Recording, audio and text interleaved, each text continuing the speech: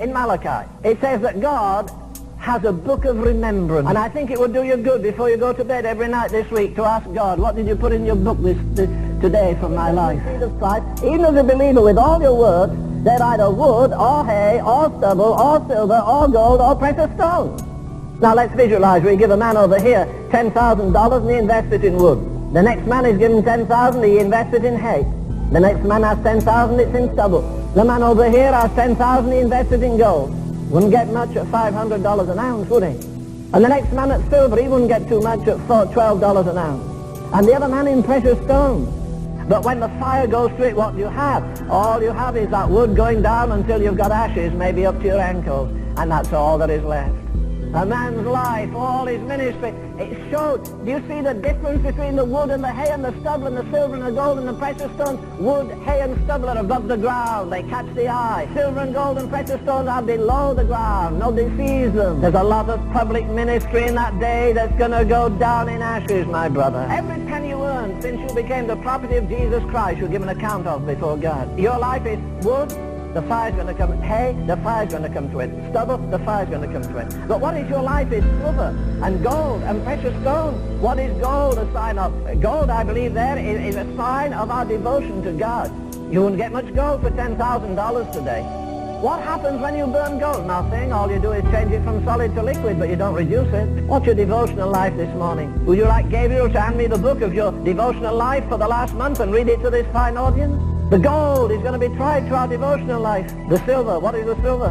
The book of Proverbs says the tongue of the just is as choice silver. Yeah, every idle word you've spoken, even since you were saved, God has a kind of, he doesn't need a tape recorder, but he has an eternal record of it. You know, the gossip, the slander, the criticism, the prejudice. Can you think of all those awesome words? Can you think of all the words we've preached to thousands of people over the years? And we're going to answer and the fire is going to be put to them? Well, will they be hay and stubble, or will they abide the fire? The fire shall try every believer's work. Silver, gold, precious stones. What are the precious stones? Well, when I read that, I think of the breastplate that was on the priest. And he went into the holy place to pray with a breastplate on him. I've said it many times, I say it again this morning, that no man is greater than his prayer life. I don't care about his organization and his... Let me live with a man a while and share his prayer life, and I'll tell you how tall I think he is, or how majestic I think he is in God. I think again of a statement Dr. Tozer made to me once. He said, Len, you know what? He said, we'll hardly get our feet out of time into eternity and gaze on eternity before we bow our heads in shame and humiliation and say, my God, look at all the riches there were in Jesus Christ, and I've come to the judgment seat almost a pauper. For God has not merely given us Jesus Christ, he's given us all things. And because there isn't enough joy in the house of God, we need entertainment. Because entertainment is the devil's substitute for joy. Because there isn't enough power in the house of God, people are always looking for the last scientific development, and their hair stands up when they see some fancy show on TV. When I see the church in the New Testament, they didn't have stately buildings, they didn't have paid evangelists, they didn't have a lot of money, they didn't have organization, they couldn't get on TV and beg. But I'll tell you what they did, they turned the world upside down. And I'm embarrassed to be part of the Church of Jesus today, because I believe it's an embarrassment to a holy God. Most of our joy is clapping our hands and having a good time, and then afterwards we're talking all the drivel of the world. Can he share his sorrow with you?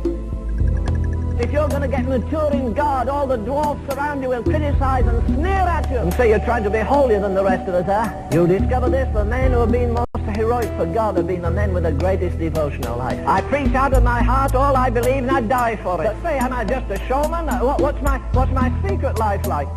You know, if we can't live as a different breed of people on this earth, we have no right to live here. We shouldn't be affected by changing customs or changing styles or changing opinions or whether the stock market goes up or down. We ought to live every day as though we come out of another world into this world with the power of that world upon us. To live and speak and move and have our being in Jesus Christ. Before all the saints of all the ages, and you and I are to stand there alone on the dais and be judged for the deeds done in the body, for every aspect of our lives, for our praying, for our giving, for our living, for our talking. It's only one life will soon be past. Only what's done for God will last. And when I am dying, how glad I shall be if the lamp of my life has been burned out for thee. No, it's not so simple to be a Christian after all. It's a majestic thing. We ought to live eternity conscious in time. It's going to be an awesome day with the King of Kings and the Lord of Lords and the Judge of Judges. You see, there's no possibility of any rehearsal, because again, this is the final judgment. Can you see all the saints of all the ages? And Leonard Ravenhill is standing there before a Christ whose eyes are full of holiness, where the place is breathing holiness, where there's all the majesty of an awesome God, and he reads the record of my poor life before all the saints of all the ages. Can you see the holy dead all lined up there? All the saints in the Old Testament, all the saints in the New Testament. It's not only true that we live in a world of bankrupt politics, we live in a world, and this is the most tragic of all, of a bankrupt church. God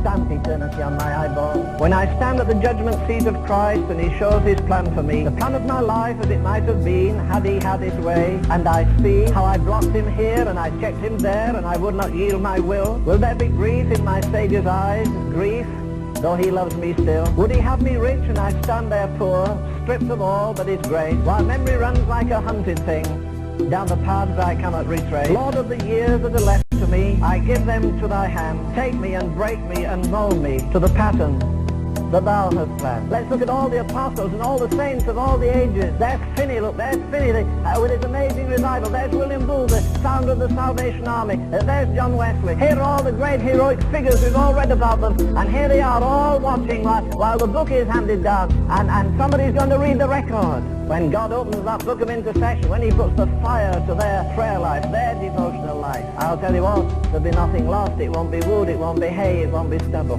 Not concerned about human opinion, not asking for more to spend prodigally on ourselves, but say, oh God, I want this life of mine adjusting so when I stand in your awesome presence, as James says, we shall not be ashamed at his appearing.